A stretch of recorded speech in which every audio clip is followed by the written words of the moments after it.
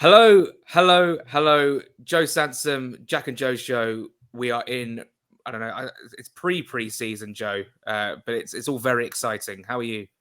Yeah, pre-transfer window, pre-new kit, pre the Premier League even updating the website to have all 20 teams for next season because we don't know who's going to win the playoff final yet. Mm. But yeah, really excited to talk about a look at the squad today and a few transfer rumours as well, which everyone knows we all love. And yeah, a really good, Jack. How about you? Yeah, I'm good. I just don't know why, but I can't go full screen on this, but it doesn't matter.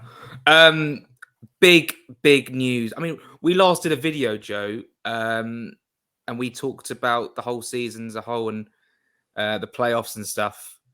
A lot has happened since then. We'll Yeah. touch on Forest versus Huddersfield perhaps at the end of the video, but there's a lot of Fulham stuff to get through. And as you can tell by the little ticker, rumours retained and released. We're going to stick to the retained and release for now, and then we'll jump into some rumours because there's about 100 players being linked with Fulham at the moment.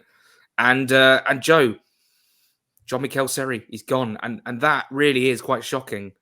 Um, Loved by the fans, loved by Marco Silva, but not enough for him to stay on for the Premier League next season. How do you feel about that? Because a lot of people have made of it as oh, it's good to get his wages off the books, but that's a good midfield option gone. And I still feel like he had Premier League quality, which is a shame. Yeah, the fact that Seri's interview a couple of weeks ago after the Preston game where we got promoted, he was saying that he wanted to stay, he wanted to use the contract extension. So it sounds like this was purely Fulham's decision. We did have a 1 year extension, we didn't activate it. I am on the other side of the argument where I feel like it's a good business decision in terms of the financial aspect. I also feel like it's a good footballing decision and just good for Seri's narrative and basically his redemption arc. I think it's a good time for him to bow out, adored by the fans, amazing season, scored on his last home game against Luton. And as much as I do think he has Premier League ability on the ball, I can't think of games next season where I would want him starting in our midfield because I think to some games that we've had recently, Sheffield United, even though everyone was drunk, is a good Mm. example. And so are games like even Swansea away. The first half, he was struggling a bit when a team was coming on to us, and that's going to happen a lot next season. I don't know if he's got the ability against the teams that like to press us quite high, that like to actually try and play through us. I don't think he's got the defensive nous and ability to be able to do it. He's great going forward. His ability on the ball is fantastic. One of the best on the ball midfielders I've seen at the club, even counting for Premier League midfielders we've had. But I do feel like it was a sensible decision. And most importantly, I trust Marco Silva's judgment. Seri hasn't played that much in 2022, which I think was a bit of an indicator that this might happen. I would have liked him to stay to keep the squad together and to be involved. Remember, we need 9 players on the bench next season. As you say, he's a midfield option. He's good. But the way I'd look at it is, if we want to be defensive next season, you've got Reed, you've got Chalobah, you might have someone else coming in that we might speak of later. Going forward, you've got Kearney, and you sort of think, well, if we want to bring on someone to change the game in an attacking sense, you bring on Chalobah. In a defensive sense, you bring on Chalobah. In an attacking sense, you bring on Kearney. And where Yeah. does that leave Seri? And it's a lot of money to spend on wages for someone that's possibly not going to be involved that much. It's sad because a player like Seri, I'd love to spend a bit more time talking about, but due to the nature of what has been going on around the club, in the last few days, we feel like there's a lot to talk about. So we need to move on and give our the right time to talk about players like Hector and Mawson who have been released now. And I think we saw it coming because they weren't involved much this season. And we were not arguing. We were debating on the group chat: is this a squad overhaul? In a sense, is this, there's some big players who we signed for big money have now gone, and now the Athletic were reporting that Peter Rutzler was reporting we want to listen to offers for Onomar and Ivan Footchaps Caviero and Anthony for my son Knockout. So, there's a lot of change at Fulham, and I don't think that I think now we're finally seeing the the bad transfer dealings that have happened in the past slowly start to feed out the club, and we're getting this new era in under Marco Silva, which is great. I think that's fantastic. It's good to recoup some money. But just touch on some of those players who've been released, some of them who've been offered new deals, and your whole thought on where the squad lies, because we're looking really thin right now, which is quite worrying. Yeah. I guess the only other one, which wasn't even a surprise, but maybe more of a surprise than the others, was Hector. And the reason for that is we had a 1-year extension. We could have triggered it and he could have been depth, but we've seen that he hasn't really been in plans. He's been on the bench, played when Tosin was suspended, and did well. Didn't concede a goal in those games as far as I can remember. But at the same time, we saw that he couldn't cut it in the Premier League. And with this squad overhaul, I think we're seeing that Marco Silva's going, look, we're on this cycle. Yeah, we don't want to be a yo-yo club, but at the moment, we're on a brief yo-yo cycle, which we have to get out of. And if we want to get out of it, the squad can't be championship quality, because then we're never going to be able to stay up. So I like the intention. Obviously, it feels quite sad to see some of these players go. I'll always feel sorry for Fabry, that never quite worked out. I missed the Palace and Spurs games because I was on holiday, so I never saw the guy play. He's been there for 4 years. Christie, I'm sorry that it didn't quite work out. I always thought he was a decent player and always gave his all. And Mawson is the one that I'm actually gutted about, because I was so excited when we signed him, and I felt like we never really saw him when he was fully fit in his natural position, which is left centre half. And I'll always be a bit gutted for that. But someone with those injury problems, it's just not going to work out. He didn't perform that brightly when he did. But, you know, I remember speaking to you, Jack, about it. We were so excited when he signed. We thought, oh, this guy could be, you know, an England player soon. He was potentially getting call-ups. And I'll always be a bit gutted that that one just didn't quite work. So much has happened. I really should write down things that we could talk about. Otherwise, it just all gets very scrambled in my head. But let's touch on Fabio Carvalho. His move to Liverpool is now inevitably being confirmed. I mean, we've talked about it enough, haven't we? We could touch on it. He'll be good. He'll be good for them. I think in the way in which Liverpool are trying to transition at the moment. We've mentioned it numerous times. Klopp will give minutes to Carvalho. It makes more and more sense the more I think about it, as opposed to like him being another Pat Roberts or an Emerson Hydeman, or of the ilk. So yeah, your final thoughts on what is a remarkable player, and he's given us a lot this season. So we're very grateful for Fabio Carvalho. Gutted to see him go. One thing I cannot fault, and this was something that I brought up when the rumours first came out about him not signing the contract, was I was worried about including him in the team, because I was thinking, well, he's not going to be here next season. Is he going to give everything? But he completely did. And he was fantastic all season long. His passion was there. You can tell that he really does care about the club. The video that Fulham put out was a bit of a tearjerker from the moment he signed, what was it, like 12 years ago or whenever, when he was a child.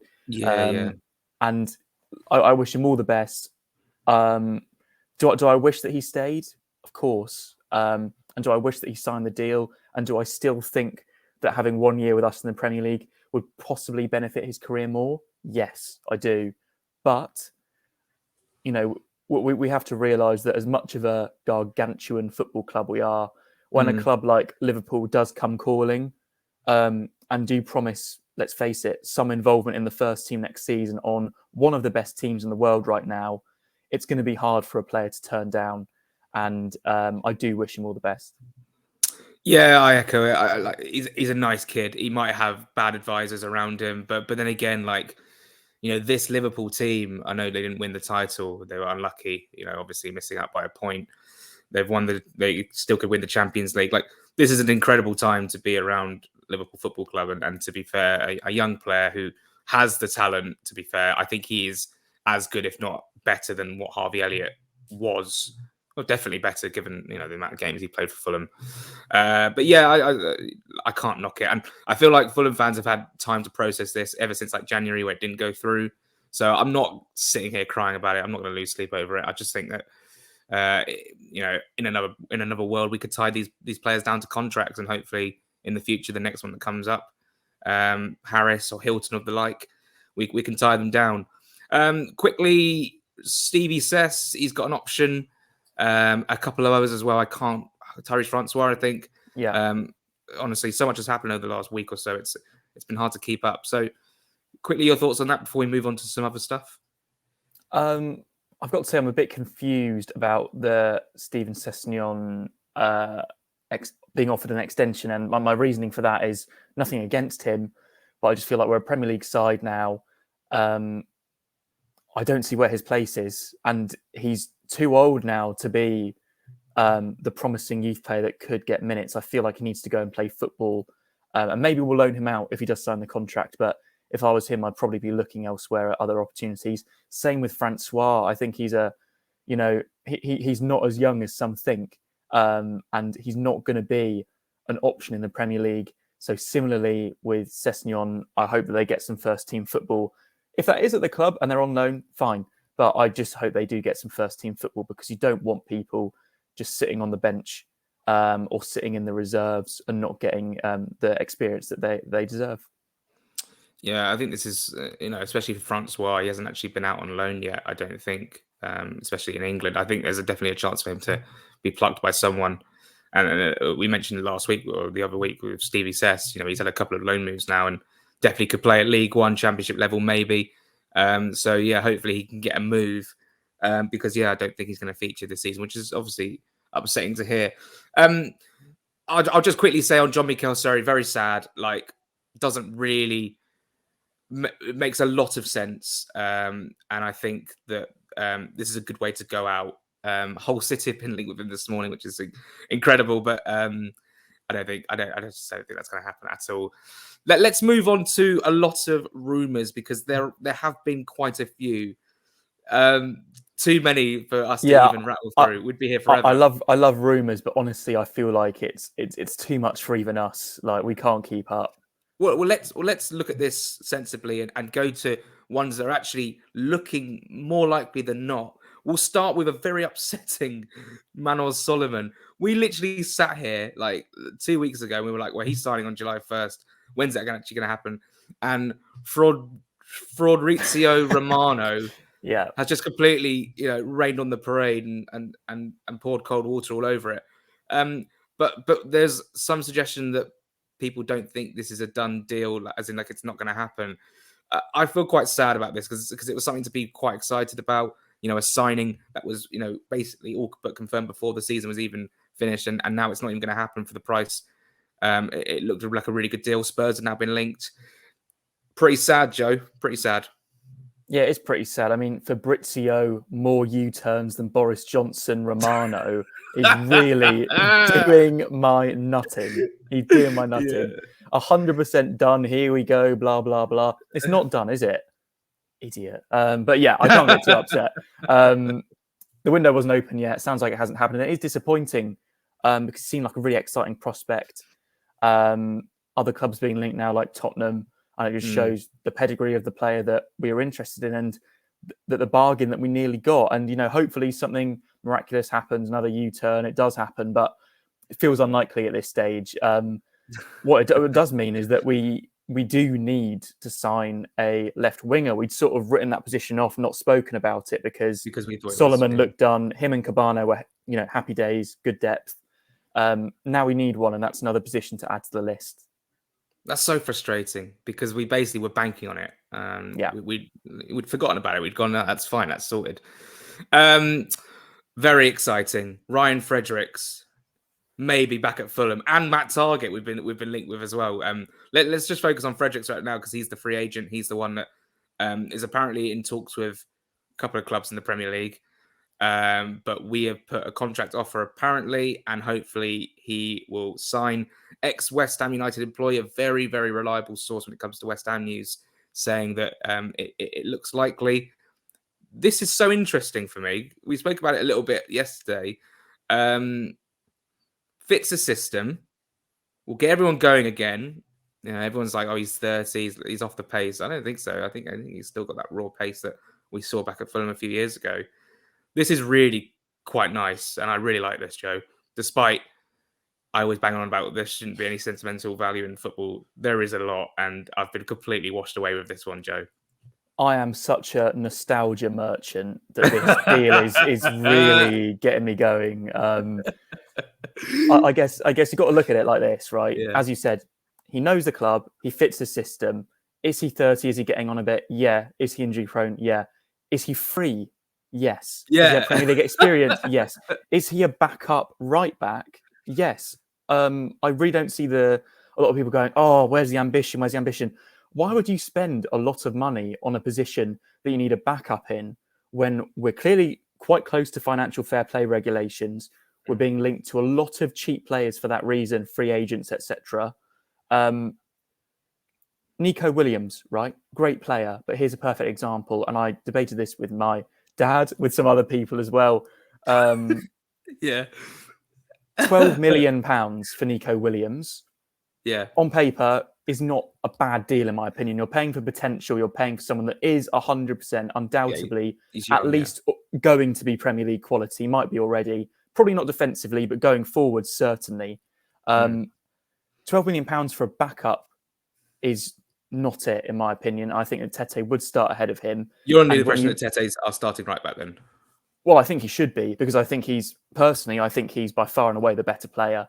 I get that Nico Williams can do a lot going forward, but we are in the Premier League. We are in the Barclays, right? And we cannot defend for toffee most years. We need a right back that can defend first and foremost, and hopefully that will be Tete. And hopefully we get a bit lucky with injuries in terms of him and Fredericks in terms of not being too many. But I think it's a no-brainer. I get Nico Williams is a great player. If we can afford him, would I sign him? Yeah, I think I would. But we are sailing very close to the regulations. We have more important positions to get. And let's face it, nostalgia. I mean, Fredericks overlapping runs back at the Cottage. I'm here for it. It's so ironic, isn't it? Because the fans will be like, they'll be like, oh, we need to spend money because we need to, build a squad to stay up. But if we're tapping up the free market, which is a very sensible thing to do, and people are saying, no, I don't want to do that. Well, you can't have it both ways. I'd rather us look at the free market and avoid any FFP problems and a points deduction and just utter sadness than spend £12 million on Nico Williams, who's not going to be our first choice right back. I mean, we're saving ourselves £12 million in that sense. And look, the free market is something that a lot of people have been talking about because there's so many good players. We were talking about this the other day. Like, we can't believe how many good players there are in that sort of that available. I mean, you can look at Tarkowski, who's probably going to go to Everton or Aston Villa. But yeah, there's so many players, and obviously we're trying to tap up that market. And I think that's a sensible way to do things because if you pluck 2, 3, 4 players on a free, you save yourself a hell of a lot of money. And if they've got the experience, it's not like, I wouldn't say it's like a gamble. You know what I mean? I don't think Ryan Fredericks is a gamble. I think he's a steady player. A lot has been questioned of him defensively. West Ham fans were saying, no, I was very mixed. West Ham fans were saying, oh, he's really good. And then some were saying, oh, he's really bad. He'll be great for your championship, promotion. Yeah. Just fuck off. Anyway, Matt Targett, love this because, we're actually in a good position where Newcastle are being ambitious with the money they've got. They want to sign Lodi from Atletico Madrid, which, by the way, would be an incredible signing. And that frees up Matt Targett, and Villa not really interested in him because they got Digne. So just come to Fulham. Happy days. I've got a really horrible feeling that our horrible, horrible enemies down at the South Coast are going to be trying to eye up Matt Targett as well. Because his family live on the South Coast, and I just feel like if Bournemouth came in, that'd be wraps. But there's been no rumours of that. I'm just purely paranoid. I don't know if Bournemouth could afford him, to be honest. Okay. That might be me being harsh, but I've seen a lot of Bournemouth fans online saying that they're going to be even struggling to spend the fee on Nat Phillips from Liverpool. And I think that's something like an £8 to £10 million deal, 15 at the most. So I don't know. But anyway, I hope that we do get Matt Targett because I think we should have signed him in the summer before 18-19, before Southampton mucked us about. It was tough to see him play for Villa and then get displaced. And it's been wonderful, to be honest, to see him at Newcastle performing so well for them. He's a Premier League quality left back. I think he's better than what we have currently. And I think that's the key thing here. If you can upgrade, you should upgrade. And Fredericks may not be an upgrade on Tete, but he's certainly a squad player that we could add. And let's face it, who's our current backup right back? Like literally, who is it? Steven Sessegnon? Well, it's Marlon not Cyrus Sassy, Christie. if he It's doesn't not. go to... Yeah, exactly. Like we That's literally true. don't have one. Very true. So there you go. Squad player for free on the bench. One of the 9 men on the bench. Matt Targett is an upgrade on Robinson, in my opinion. He's a Premier League quality left back for sure. Robinson, I wouldn't be too dismayed if he played a big part for us next season. I think he does deserve a go. He was great for the majority of the last Premier League campaign. Maybe that was because he was in a back 5 or whatever.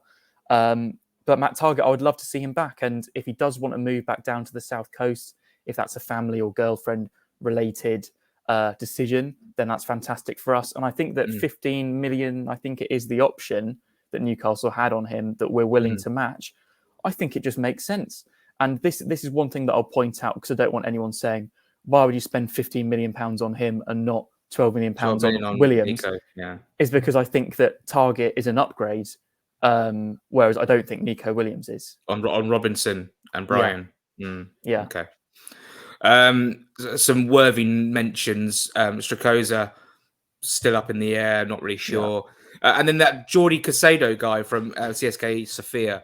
Apparently, there's a deal in principle, but again, like you can't. The thing is, I was about to say you can't get excited until Fabrizio Romano says, "Here we go," but I don't trust the man anymore. Yeah. I'm all about the DiMarzio and people like that, and Peter Rutzler and Dean Jones. Yeah, when Peter Rutzler or David Ornstein or someone starts talking, we'll listen. Yeah. Burnley are down. We will not be playing Burnley next season. We'll be playing Leeds. Don't really know how to feel about that, but can I just ask you quickly, what do you think of the whole Burnley situation? They've been linked today with Vincent Kompany as a manager, and the loan they've got to pay off, the 65 million, that they're in Michael Trublé. Honestly, I really, really, no, they are. And obviously, we could sit here and go, oh, would you take Maxwell Cornet? Would you take Collins? Would you take all these? Like, that's not my point. My point being is, like, how do you think Burnley are going to do next season in the Championship with parachute payments? But I think they're going to have to use a lot of that money to pay off the debt. And I feel like they're going to be in a lot of trouble. Yeah, on the assumption that they don't keep some of their star men like Pope, Me and Tarkowski available on free. Weghorst as well. Weghorst. Cornet's got the release clause of 17.5 million. I can't see them. I want to say I can't see them bouncing back. I'm not saying they won't go up, but I can't see them, doing what we did and being one of the favourites and making a strong start and positive vibes around the club. Goals. Yeah, I can't see it happening. There's going to be a huge squad overhaul there. There's going to be a lot of questions about the Sean Dyche decision and a bit of unrest, and it's important they get the next decision right. As it goes, I don't think they were wrong to sack Sean Dyche, and I think they were quite unfortunate that it didn't pay off in the end. I thought they played far better under MJ. Michael Jackson. Yeah, but it's just one of those where I do fear for them. The debt is huge. The amount of players that they're going to lose is almost similar to Crystal Palace last year, but they were in the Premier League and they had the funds ready to secure better options. I don't know if Burnley have that, and I do fear for them. In fact, I don't see a standout team out of the 3 that have gone down from the Premier League that could bounce straight back up, no questions asked. They have stronger squads as it stands than the other Championship sides, but I don't know. I feel like it's different this time. I feel like the squads that are going down are far worse. And I feel like you're going to make a Norwich comment. I'm not going to make a Norwich comment. What I will say is that, ironically, I've been dissing them all season in these videos. But if you want my early tip for winning the Championship next season, I'm going to go for Swansea at 17-1. Oh, yeah, I knew you Russell Martin's best team in the world.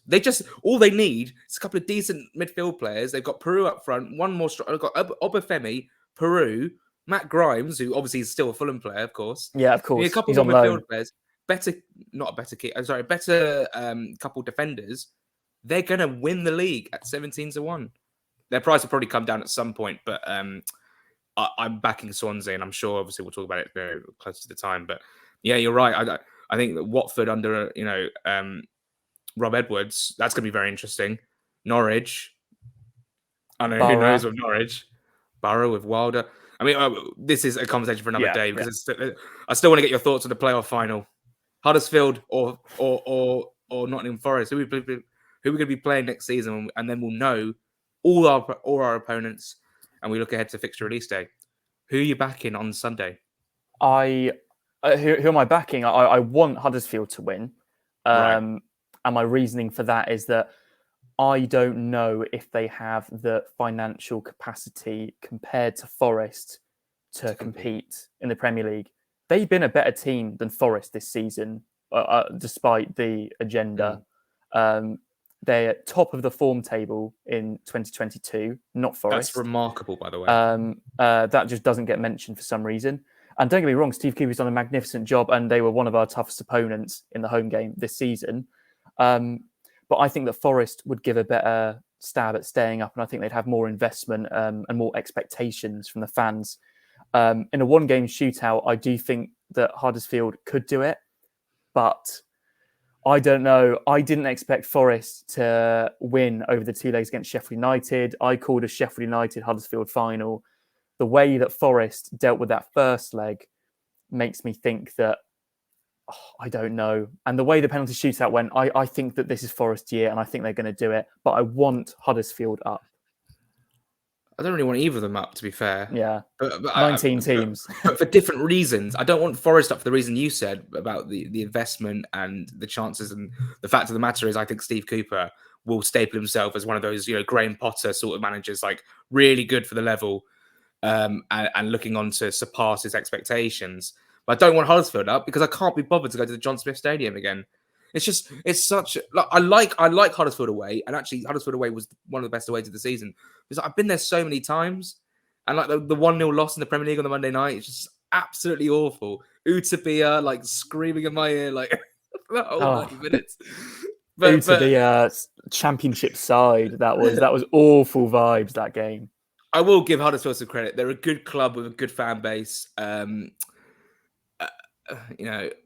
I don't really mind. You know what I mean?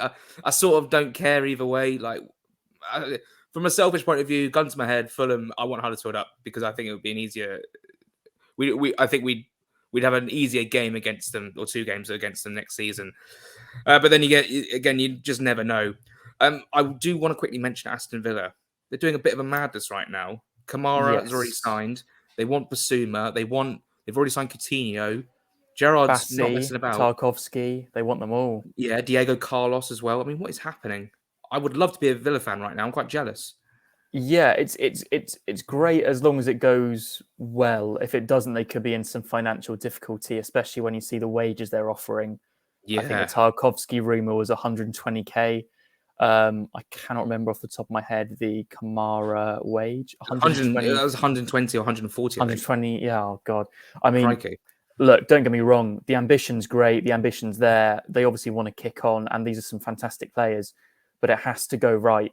If they go the way of Everton, who have had a lot of money spent, this could end very badly for them. But got to say, on paper, these are good signings. These are good players to be linked with, and hopefully, it's even more reason for them to let go of Matt Targett. Yeah, no, that's a good point. And like they've got a good base. Danny Ings, Watkins, Buendia, McGinn, Mings. I mean, like they've got some good players. I know you don't rate me. Like Martinez in goal. Like they've got a very good base to build off. And I sort of say that is because sort of Villa remind me of if we were in that position last season and we'd have stayed up under he who shall not be named. Because we had Areola, Yalkim, Tosin. Yeah. You know the story. But is there anything else to talk about? I feel like there is only one more thing that I need to mention is that I saw Ola Aina in New Malden the other day. Oh, hello. Which is absolutely fantastic. Kept that one quiet.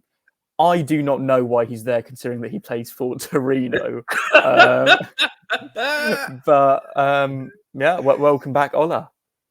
I would take that back. To be fair, I'd take Ola Aina back. Yeah, I would as well. There are a lot of rumours going about at the moment. Take them with a pinch of salt, unless you want to get really giddy about it, which I do. Like when we were linked with Bassi from Rangers, and now he looks like he's going to Villa. Like It all changes very quickly. And by the time this video comes out, and we're recording on Wednesday the 25th, it'll probably go out this evening. By the way, tomorrow will be the 4-year anniversary of the Aston Villa Fulham game, which will be great. So, yeah, things just changed very quickly in this sort of era of football right now, where there's lots of talk. I mean, look at the Mbappe deal. I mean, that looked that Solomon looked more likely to go to Fulham than Mbappe looked to go to Real Madrid. Yeah, it's just how it works. Crazy. Guys, thanks so much for watching. I sort of want to rattle on for another 10 minutes, but there's nothing to talk about. Let's not force it. I feel like next week there'll be another 1 million rumours to talk through. I feel like we're missing someone, but yeah, Jordi Caicedo. Yeah, I mean, we don't know him. Oh, well, I mean, the only one that we haven't mentioned, and it was mentioned on the whiteboard, is Al Mazrati. Oh yeah, let's talk about Al Mazrati very quickly. Yeah, I mean that one sounds like it's a bit of a goer. A lot of reliable sources saying that we're in talks with him and that we've beaten Benfica to the deal. Defensive midfielder, might have been both. I don't know. But he's a Braga midfielder. 6'2", I believe, big, strong. He just looks like a bit of the guy that will sit back and do the dirty work, and I think that's what we definitely need. And if you saw him next to someone like Harrison Reed next season, I feel like that would be a very, very solid pairing. Yeah, I like that. I like that a lot. I'm not going to say I've sat here and watched Braga the whole season, but Ashley Friatis, who is a Braga fan, sorry, he's a Benfica fan. My bad. Scrap that. He's not going to be happy with that. No, I'm not going to be happy. He's not. But Braga, Rui Font from Braga. Yeah, we signed Rui Font from Braga. That works out well. But no, Al Mazrati looks like a decent player. And if you wanted some more insight, go watch the whiteboard video. Go watch his YouTube comps. And yeah, that's it today. Let us know if there's anything else we've missed or you want us to talk about next week. We'll be back, I suppose, whenever. Really, it's sort of the off season, isn't it? I don't want to be so nonchalant about it. We like making these videos, but if something dramatic happens, i.e. Ryan Fredericks is at Motspur Park right now having a medical, we'll record something and we'll go live from Motspur Park with as he's getting massaged. Yeah. He's doing his bleep test, which he'll be very good at because he's obviously a very good sprinter. And it's not really about sprinting, is it? It's about more keeping up the pace. Anyway, Joe, anything exciting planned for you in the next week or so? No, nothing from me. Just refreshing the Bird app, obviously. Yeah, it's been Bird app FC for me the last few days. It's been relentless. Quick Champions League final prediction? I think that Liverpool are going to do it. I don't want them to, but I think Liverpool are going to win it, especially after the disappointment of the other night. I'll go for 2-1. Benzema will score for Real Madrid, but Liverpool to win 2-1. I'm going to raise you. I'm going to give you this season's Champions League prediction and next season's Champions League winners as well. I'm going to put a bet on for this. This is. I've just got this morning. I was thinking about this, and I was like, "This is going to happen." Yeah. So I think Liverpool are going to win the Champions League. Yeah, I think they'll win it after extra time, after 1-1 draw. I think next season, and you might laugh at me. I genuinely have a really weird feeling that Spurs are going to win the Champions League under Conte if Conte stays. Wow, I mean, seriously, they're so good.